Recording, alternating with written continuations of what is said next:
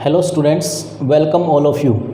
आज अपने जो टॉपिक डिस्कस करने जा रहे हैं वो है संधारित्र की प्लेटों के मध्य अगर परावैद्युतांक माध्यम की उपस्थिति हो तो उसका क्या इफेक्ट पड़ता है, उससे क्या प्रभाव पड़ता है। यानी कि यूँ कहें कि संधारित्र है आपके पास और उसके बीच में अपने डाइलेक्ट्रिक मीडियम भर दें या परावैद्युतांक पदार्थ है उसको भर दें तो उसकी जो कैपेसिटेंस है उस पर क्या फ़र्क पड़ेगा वो अपने चेक करने जा रहे हैं। इसको एग्जाम में दूसरे तरीके से भी पूछा जा सकता है इस क्वेश्चन को। वो दूसरा तरीका कौन सा है कि विद्युत परिवर्ती व परावैद्युतांक में संबंध स्थापित कीजिए, ऐसे भी पूछ सकते हैं। या सीधा आ सकता है कि सिद्ध कीजिए कि विद्युत परिवर्ती व परावैद्युतांक में संबंध ये वाला होगा, chi E equal to epsilon naught epsilon R minus 1।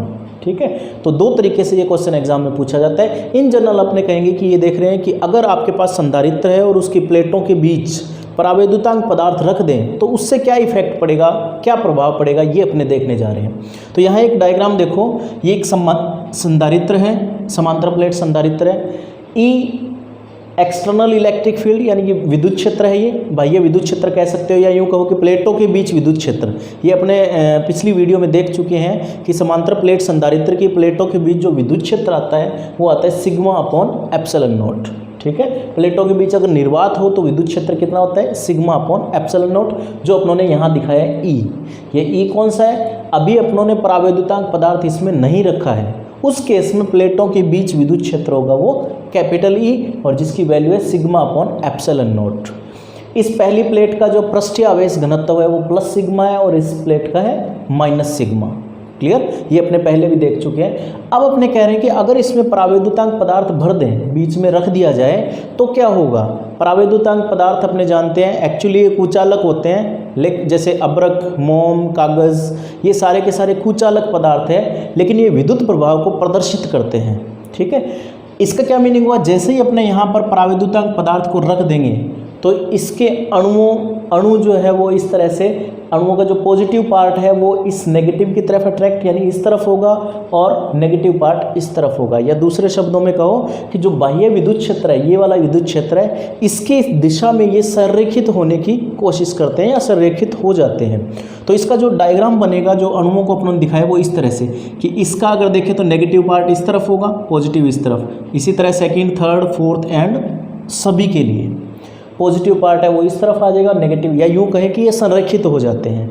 अब यहाँ इंपॉर्टेंट चीज़ देखने वाली है, इसके कारण जो ये अणु है, परावैद्युतांक पदार्थ के अणु हैं, इनके पास पास वाले प्लस माइनस, ये प्लस माइनस, ये प्लस माइनस, ये तो एक दूसरे को निरस्त कर देते हैं, कैंसिल कर देते हैं। लेकिन परावैद्युतांक पदार्थ की जो पट्टी है इतनी इतनी, इसके किनारों पर ये माइनस माइनस माइनस और इस तरफ प्लस प्लस प्लस, ये बच जाता है, ये शेष रह जाता है। इसका क्या मीनिंग हुआ, इस तरफ तो शेष रहा प्लस और इस तरफ शेष रहा माइनस, तो प्लस से माइनस की ओर एक विद्युत क्षेत्र प्रेरित हो जाता है, जिसे अपने प्रेरित विद्युत क्षेत्र भी कहते हैं। यानी ये ध्रुवण होने के कारण एक प्रेरित विद्युत क्षेत्र उत्पन्न होगा जो कि प्लस से माइनस की दिशा में, यानी ये वाली दिशा होगी। इसको अपनों ने ईपी से दिखाया है, प्रेरित विद्युत क्षेत्र है पोलराइजेशन के कारण, इसीलिए अपनों ने ईपी दिखाया। उसकी डायरेक्शन होगी इस प्लस से इस माइनस की ओर, या दूसरे शब्दों में कह लो कि इस ई की विपरीत दिशा में इस ईपी की डायरेक्शन होगी, पहली चीज़। दूसरी, यहाँ पर जो नेगेटिव चार्ज है उसके कारण इसका सरफेस चार्ज डेंसिटी, पृष्ठीय आवेश घनत्व वो माइनस सिग्मा पी। ठीक है, पी प्रेरण को या पोलराइजेशन भी कह सकते हो, ध्रुवण के कारण ये उत्पन्न हुआ है इसलिए। और दूसरी तरफ अगर प्लस की तरफ देखें तो इसका पृष्ठीय आवेश घनत्व प्लस सिग्मा पी। अब यहाँ ध्यान रहे कि प्लस सिग्मा पी और माइनस सिग्मा पी है वो परावैद्युतांक पदार्थ की जो किनारे हैं, किनारे कह लो या पट्टी का किनारा कह लो, उसके पृष्ठ आवेश घनत्व है जो कि प्लस सिग्मा पी और माइनस सिग्मा पी है। क्लियर। अब जब वापस से मैं एक बार रिपीट कर दूं कि जब विद्युत क्षेत्र, जब अपनों ने परावैद्युतांक पदार्थ नहीं रखा था उस केस में ये विद्युत क्षेत्र था कौन सा, E equal to sigma upon epsilon naught. परावैद्युतांक पदार्थ रखने पर जो प्रेरित विद्युत क्षेत्र है वो कौन सा होगा, परावैद्युत पदार्थ के कारण प्रेरित विद्युत क्षेत्र होगा EP equal to sigma P upon epsilon naught. इसमें डिफरेंस क्या है, सिग्मा की जगह सिग्मा P आ जाता है। फिर आता है अपने पास कि परिणामी विद्युत क्षेत्र कौन सा होगा। चूंकि अपने जानते हैं कि ये जो इलेक्ट्रिक फील्ड है जो एक तरह से समांतर प्लेट संधारित्र के बीच निर्वात के केस में था जब कोई माध्यम नहीं था, ये वाला इससे कहीं ज़्यादा स्ट्रॉन्ग होता है। इस प्रबल होता है या इसका परिमाण ज़्यादा होता है, ये कह सकते हो। तो कोई कहे कि इस परावैद्युतांक पदार्थ में परिणामी विद्युत क्षेत्र कितना होगा, परिणामी विद्युत क्षेत्र होगा ज़्यादा वाले विद्युत क्षेत्र में से कम वाला माइनस कर देंगे। इसका मतलब ये ज़्यादा है ये कम है, इन दोनों को माइनस कर देते हैं। तो E1 अपनों ने कहा है परिणामी विद्युत क्षेत्र को, क्लियर। तो E माइनस EP ये होगा रिजल्टेंट इलेक्ट्रिक फील्ड, परिणामी विद्युत क्षेत्र E माइनस EP। ये दोनों वैल्यूज़ अगर पुट करें अपने, E1 is equal to E की वैल्यू अपने पास आती है sigma upon epsilon naught minus, और EP की वैल्यू आती है sigma P upon epsilon naught. यहाँ से आप देख रहे हो कि E1 is equal to sigma 1 upon epsilon naught को अगर कॉमन लें तो ये आ जाता है sigma minus sigma P, equation number 3। अब यहाँ एक चीज़ और इम्पोर्टेंट अपने पास आती है जो कि क्लियर है यहाँ से कि E1 का मान, E1 का मतलब है परिणामी विद्युत क्षेत्र, परिणामी विद्युत क्षेत्र का मान सिग्मा माइनस सिग्मा P, इसका मतलब कुछ माइनस हो रहा है, तो परिणामी विद्युत क्षेत्र का मान जो पहले विद्युत क्षेत्र था उससे कम हो जाता है। और अपने जानते हैं कि जब विद्युत क्षेत्र E is equal to V upon D, ये जनरल रिलेशन है, अगर विद्युत क्षेत्र कम होगा तो विद्युत विभवांतर इलेक्ट्रिक पोटेंशियल है वो भी कम होगा, ठीक है। और एक रिलेशन और अपने जानते हैं C is equal to Q upon V। जैसे अपनों ने बताया विद्युत क्षेत्र का मान, परिणामी विद्युत क्षेत्र का मान जिसको E1 कहा है अपनों ने, तो E1 का मान कम होगा, उससे विभवांतर का मान कम होगा, और विभवांतर का मान कम होगा तो धारिता निश्चित रूप से बढ़ जाएगी। यहाँ देख रहे हो V कम होगा तो धारिता बढ़ जाएगी। इसका मीनिंग ये हुआ, रिजल्ट क्या निकला अपना यहाँ तक कि जब आप किसी भी समांतर प्लेट संधारित्र या कोई भी संधारित्र है उसके बीच में माध्यम परावैद्युतांक रख देते हो, कोई भी परावैद्युतांक उसकी प्लेट के बीच रख देते हो तो धारिता का मान बढ़ जाता है। इसीलिए अपनों ने कहा था कि ये एक तरह से विद्युत प्रभाव को प्रदर्शित करने का एक इनडायरेक्टली मीनिंग ये होगा कि अगर प्लेटों के बीच आप परावैद्युतांक पदार्थ रखते हो तो ये नॉन कंडक्टर होते हुए, कुचालक होते हुए भी धारिता को बढ़ा देता है। ये इसकी खास बात है परावैद्युतांक पदार्थ की।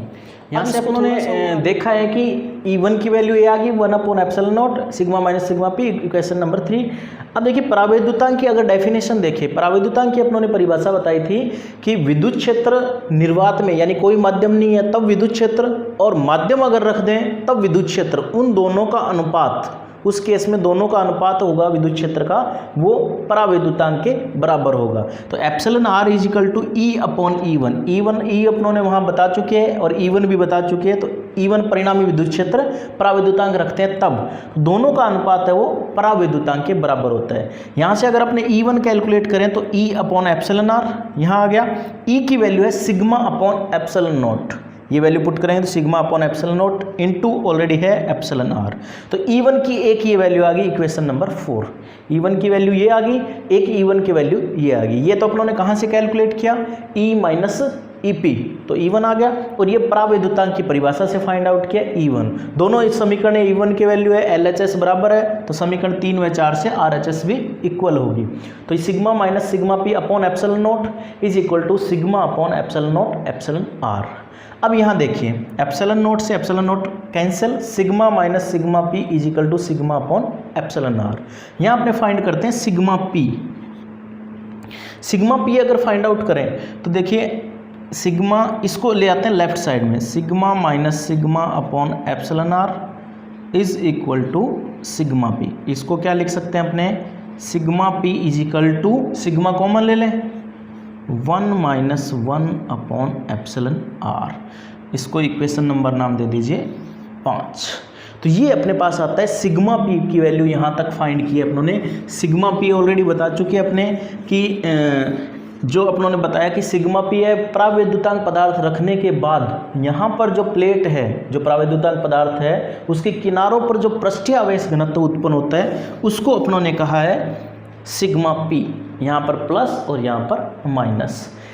अब यहाँ पर एक डेफिनेशन और आती है अपने पास, कैपिटल P, जिसको अपनों ने पिछली वीडियो में बताया था ध्रुवण सदिश।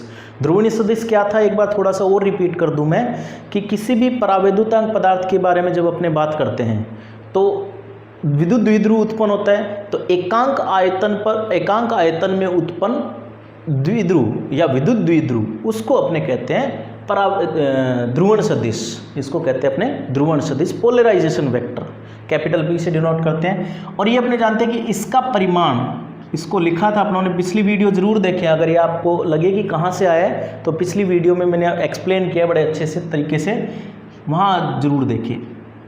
XE is equal to E1, इसका परिमाण, ठीक है। क्या लिखा है मैं दोबारा बता दूं कि ये ध्रुवण सदिश का परिमाण है वो यहाँ पर काई E, इसको जनरली स्टूडेंट X बोल देते हैं लेकिन ये काई का सिंबल है, काई E इसको कहते हैं विद्युत परिवर्ती इंटू E1, E1 का मतलब है परिणामी विद्युत क्षेत्र ये।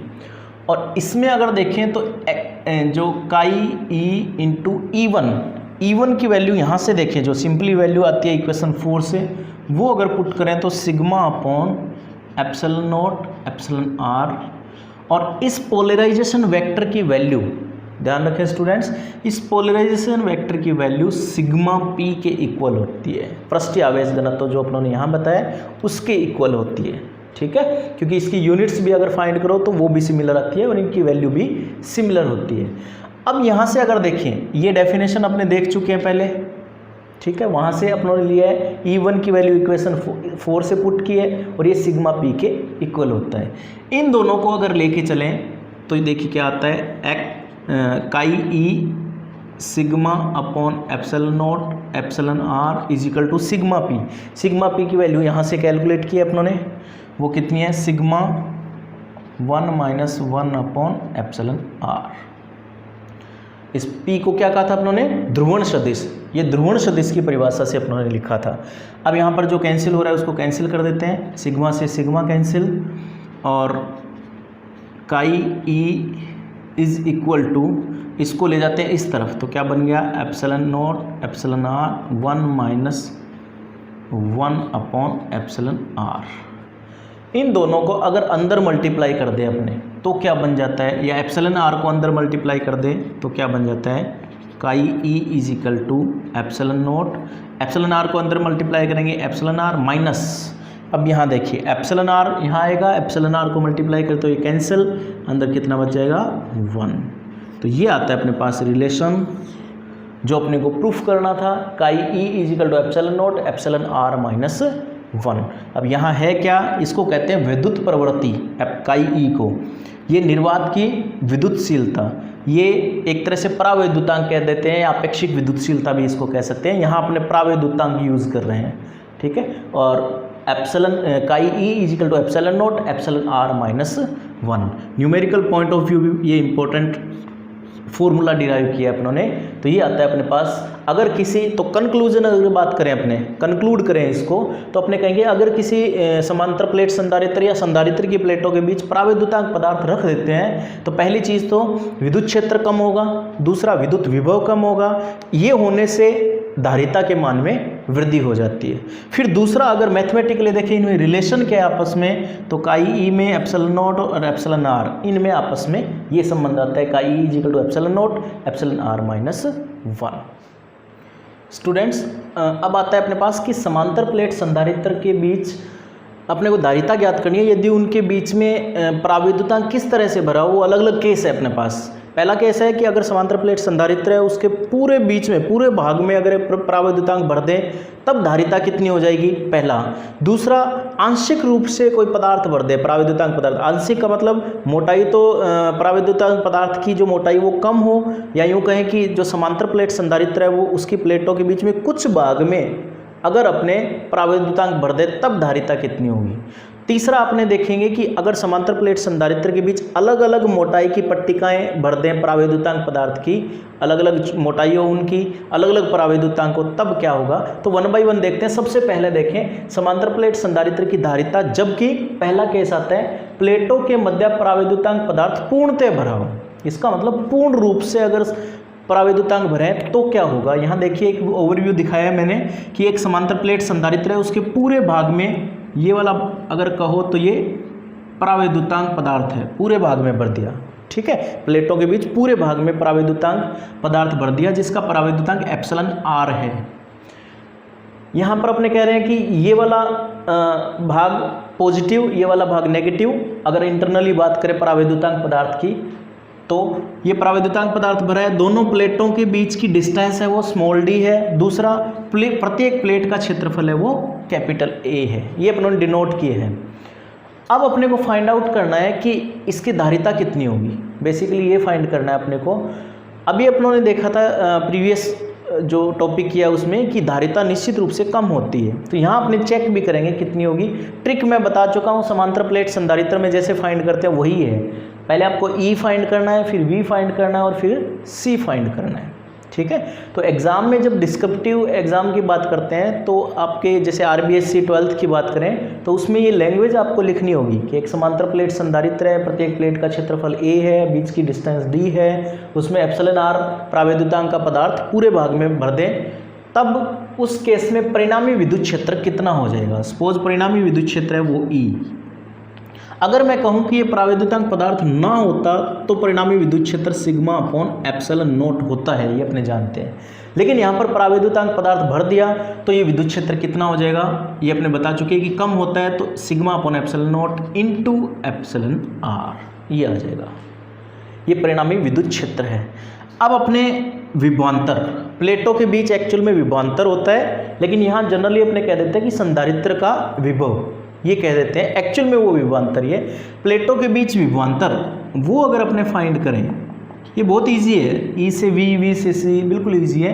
तो वी फाइंड करना है अपने को, तो ये रिलेशन अपने जानते हैं विभवांतर फाइंड करने के लिए, चूंकि E is equal to V upon D, इस रिलेशन का यूज़ करें तो V क्या आ जाएगा, देखो विभवांतर V is equal to E into प्लेटों के बीच की डिस्टेंस D। ये वैल्यूज़ पुट करें, V is equal to E की वैल्यू है sigma upon epsilon naught epsilon R into D. यहाँ एक चीज़ और देखो, सिग्मा की वैल्यू अपने जानते हैं कि total charge suppose Q upon A, surface charge density total charge upon area. तो सिग्मा की वैल्यू भी आप पुट कर सकते हो यहाँ पर, तो V यहाँ पुट करें, यहाँ पुट करें, that is similar thing. Sigma की value Q upon A epsilon naught epsilon R into D. ये सेकंड स्टेप, विद्युत क्षेत्र विभवांतर फाइंड किया। अब C, इसलिए धारिता, धारिता के लिए अपने पास फॉर्मूला है, बेसिक फॉर्मूला कौन सा, Q is equal to C V. तो यहाँ से C देखिए आप, Q upon V, C is equal to Q upon V। बहुत ईजी पार्ट है, कहीं कॉम्प्लिकेशन नहीं है इसमें। तो C is equal to Q upon V, V की वैल्यू यहाँ से पुट करेंगे QD upon this one, QD upon A epsilon naught epsilon R। यहाँ देखो आप Q से Q कैंसिल, क्या आ गया, C is equal to epsilon naught A upon D into epsilon R। इसका मतलब क्या हुआ, ये अपने ऑलरेडी जानते हैं, epsilon naught A upon D क्या होता है, ये होता है विद्युत धारिता निर्वात में। अगर माध्यम नहीं होता यहाँ पर तब विद्युत धारिता, जिसको मैं C नोट से लिख रहा हूँ, C0 या C note, epsilon naught A upon D into epsilon R। तो यहाँ से रिजल्ट निकल के आता है अपने पास कि धारिता है, किसी भी प्रावैद्युतांक पदार्थ को पूर्ण रूप से भर दें तो विद्युत धारिता कितने गुना हो जाती है, उस प्रावैद्युतांक पदार्थ के प्रावैद्युतांक जितना है उतने गुना हो जाती है, या यूँ कहो एप्सिलॉन R गुना हो जाती है। क्या कह रहे हैं अपने कि अगर दोनों प्लेटों के बीच में पहले निर्वात है, कोई माध्यम नहीं है, तब धारिता कितनी है, C note epsilon naught A upon D, ये ऑलरेडी कर चुके हैं अपने। फिर अपने कहते हैं कि प्रावैद्युतांक पदार्थ भर देंगे तो उसकी धारिता कितने गुना हो जाएगी, एप्सिलॉन R गुना हो जाएगी। या फिर अगर दूसरे शब्दों में दूसरे तरीके से कहना चाहो तो अपने कहेंगे कि विद्युत क्षेत्र है वो एप्सिलॉन R 1/एप्सिलॉन R गुना हो जाएगा, या एप्सिलॉन R भाग कम हो जाएगा।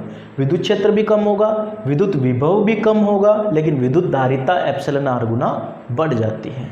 और ये अपनों ने सिद्ध किया है कि किसी भी माध्यम की उपस्थिति में, प्रावैद्युतांक की उपस्थिति में विद्युत धारिता है वो बढ़ जाती है, निश्चित रूप से बढ़ेगी। और कितने गुना, एप्सिलॉन R गुना। ये अपनों ने किया समांतर प्लेट संधारित्र के लिए। सिर्फ ऐसा नहीं कि समांतर प्लेट संधारित्र के लिए ही, ये गोलीय संधारित्र हो या बेलनाकार संधारित्र हो, उसके लिए भी ये फॉर्मूला वैलिड रहता है। कौन सा वाला, ये वाला। ये इन सब के लिए, तीनों संधारित्र जो अपनों ने बताए हैं उन तीनों के लिए ये फॉर्मूला वैलिड है।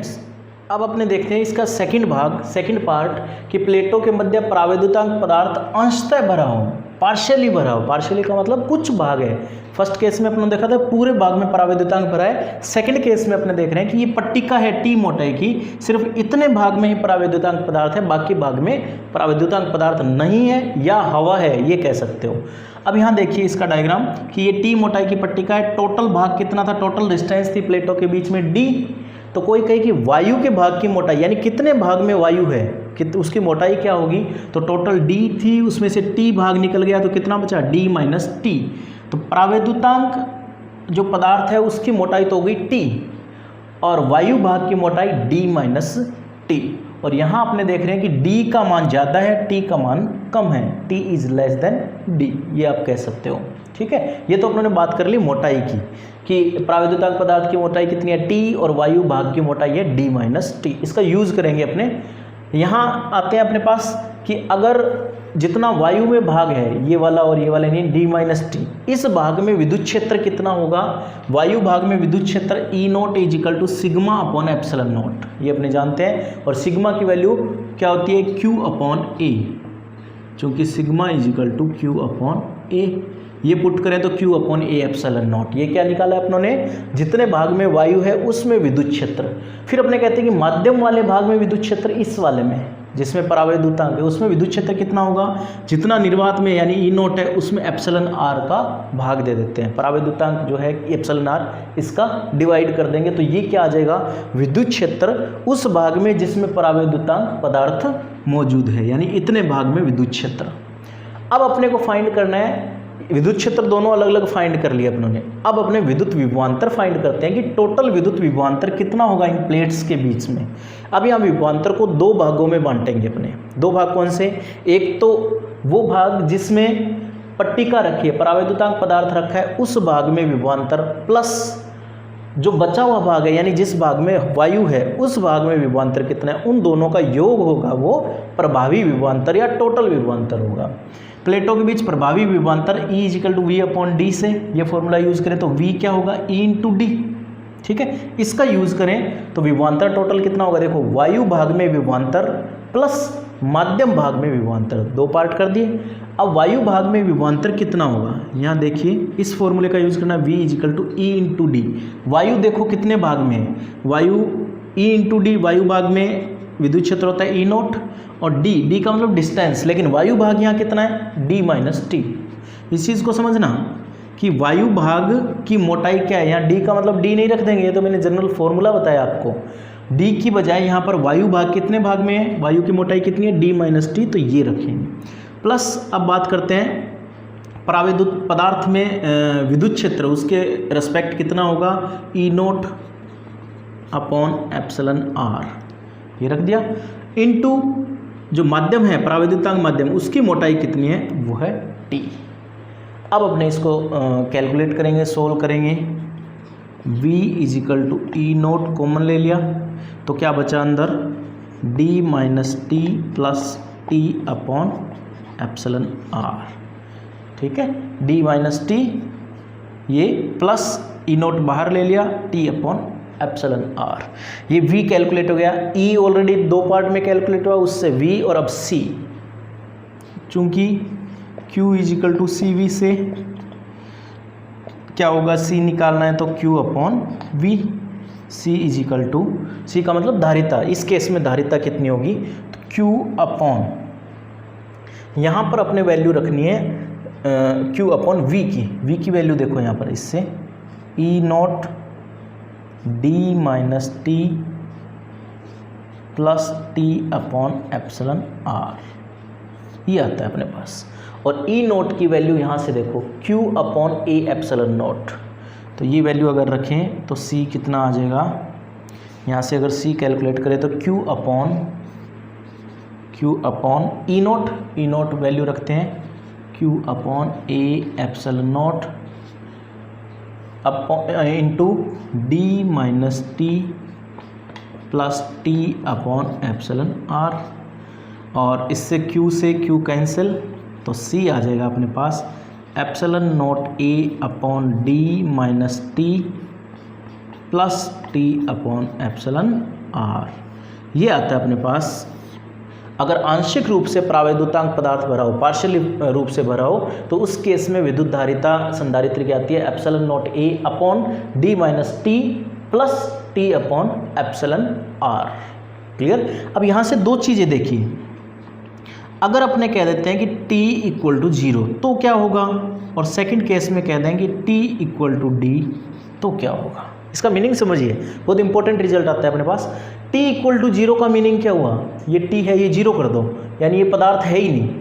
क्लियर है, यानी वापस से इस पूरे भाग में वायु आ गई है। तो उस केस में क्या होगा, t की जगह 0 रखो, d माइनस ये 0 और ये पार्ट 0, तो नीचे क्या बचा है, C इज इक्वल टू आता है epsilon naught A upon D. ये T0, ये T0, तो ये पार्ट 0 हो गया, बचा सिर्फ D। और ये अपने जानते हैं कि निर्वात या वायु की उपस्थिति में विद्युत धारिता होती है, ये ऑलरेडी निकाल चुके हैं अपने। तो ये आता है अपने पास। Similarly D equal to T, D equal to T का मतलब क्या हुआ, इस T को बढ़ाते जाओ और D के बराबर कर दो, यानी कि पूरे भाग में अगर प्रावैद्युतांक भरा हो तो क्या होगा, इस फॉर्मूले के अकॉर्डिंग। यहाँ देखो D इक्वल टू टी है, तो T की जगह आप D रख दो।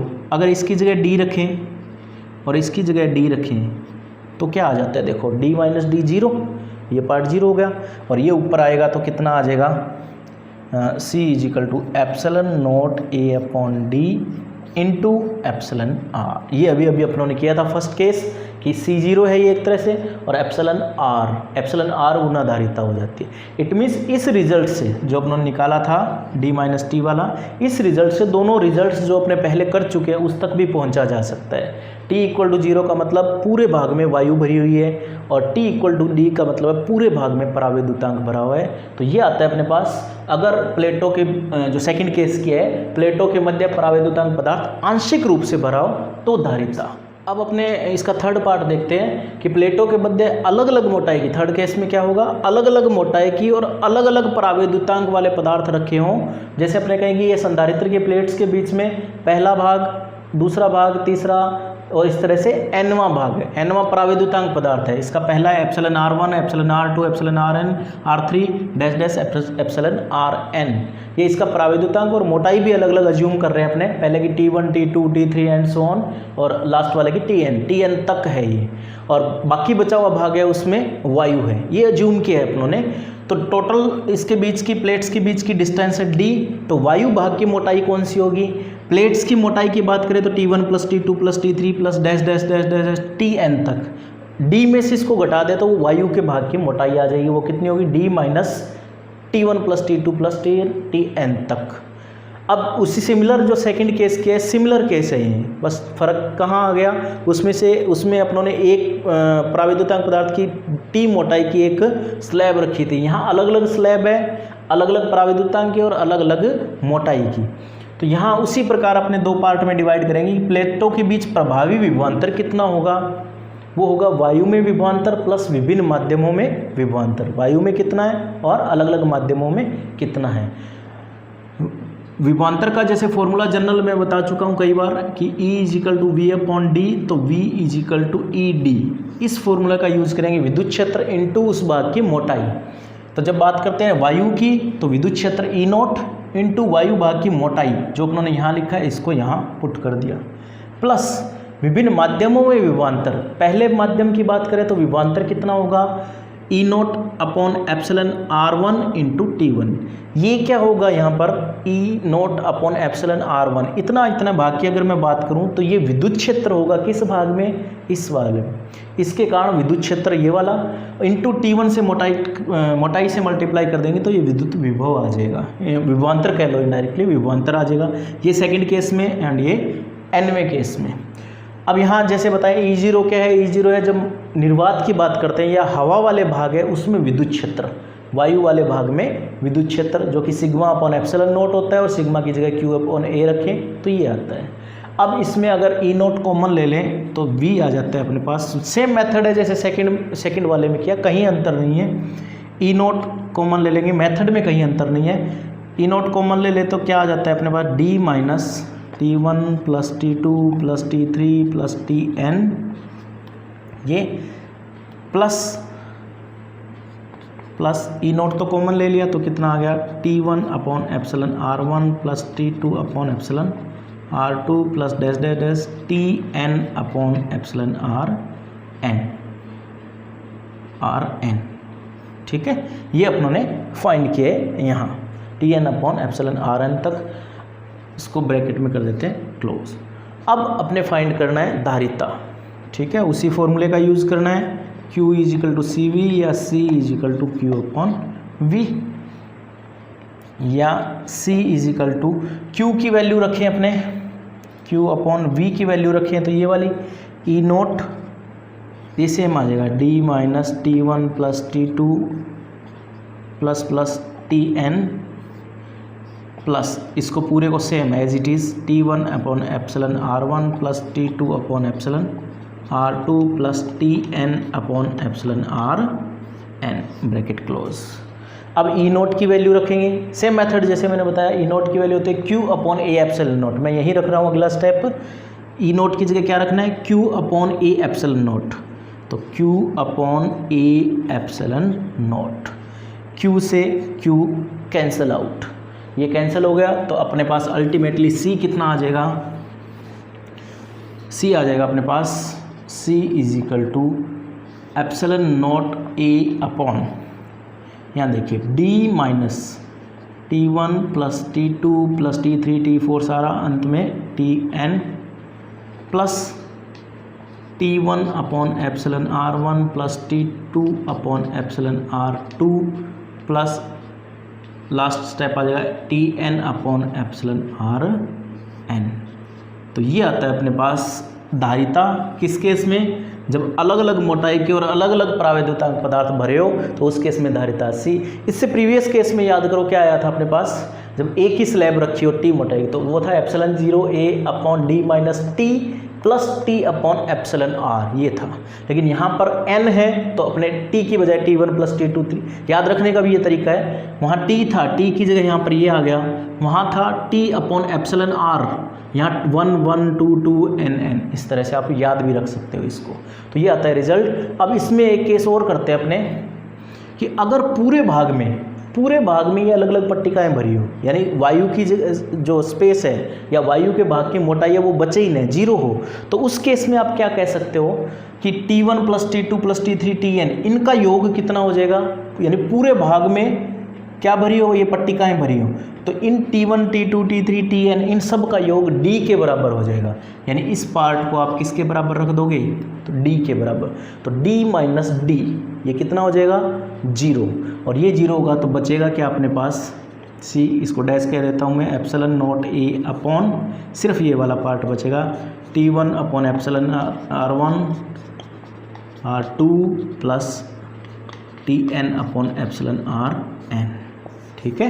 ये रिजल्ट आता है अपने पास किस केस में, जब अपने कहेंगे कि T1 plus T2 plus Tn equal to D, ये केस अप्लाई करें तो ये होगा C dash is equal to epsilon naught A upon this one, clear. तो ये स्टूडेंट्स अपने पास आता है तीसरा रिजल्ट, जिसमें तीनों अपने कर चुके हैं, जिसमें अपनों ने बताया कि समांतर प्लेट संधारित्र के पहला, तीनों इवन 4 भी कह सकते हो, सबसे पहला किया था कि पूरे भाग में निर्वात हो, यानी हवा हो, कुछ भी माध्यम न हो, तो धारिता कितनी आती है। दूसरा अपने कर चुके हैं कि पूरे भाग में परावैद्युतांक पदार्थ भरा हो तो धारिता कितनी आती है। तीसरा T मोटाई की एक स्लैब रखी हो, अकेली स्लैब रखी हो T मोटाई की, और T is less than D, उस केस में धारिता कितनी होगी। और अंतिम और चौथा अपने पास आता है कि अलग अलग मोटाई की और अलग अलग परावैद्युतांक की स्लैब्स इसमें रखी हो तो कितना आता है।